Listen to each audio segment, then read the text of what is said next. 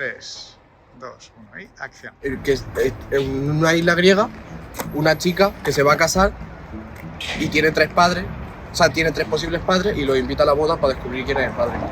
Hostia, vaya movida. Y la madre no sabe nada. Pues sí, podríamos ir a verla cuando quieras. Pero, Sí, pero otro día, hoy no te he llamado para eso.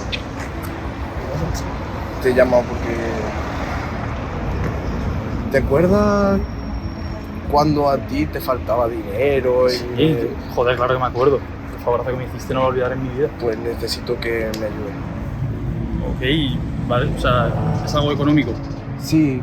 Vale, yo ahora estoy mejor, yo ahora sé qué es, te puedo ayudar. Bueno, a ver, A ver, es que no sé cómo decírtelo sin quedar mal, pero es que...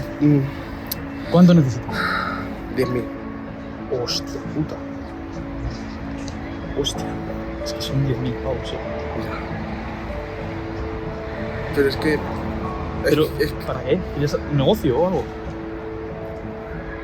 en parte... Bueno, pues si quieres cuéntame la idea, incluso podemos emprender juntos o hacerlo a pachas o No alguna creo que movida. podamos emprender juntos. Es para operarme. ¿Estás mal o algo? No.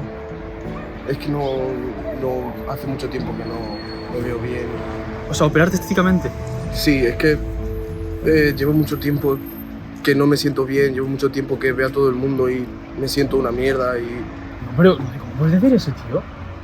tú me has visto. Pero escúchame. Pero es que mira qué guapo, mira qué guapo. Y Pero yo, que no te compares con los demás, que cada uno es como es, tío.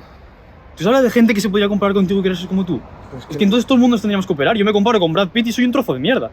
ya, pero es diferente. Tú eres muy guapo. No, tío, no, tío. Yo no lo soy. Eso es lo que no tienes que Estoy hacer. cansado de sentirme mal, estoy... Mira, si quieres yo te dejo dinero. Pero no para que te operes. Para que veas a un psicólogo y que te ayude de verdad. Porque yo no puedo ayudarte. De verdad. Te lo prometo. Es lo que necesitas. No necesitas esperarte absolutamente nada. Necesitas desahogarte y que te entiendan. Y que alguien te ayude. Alguien profesional, porque yo no puedo. ¿En serio? Claro. Gracias.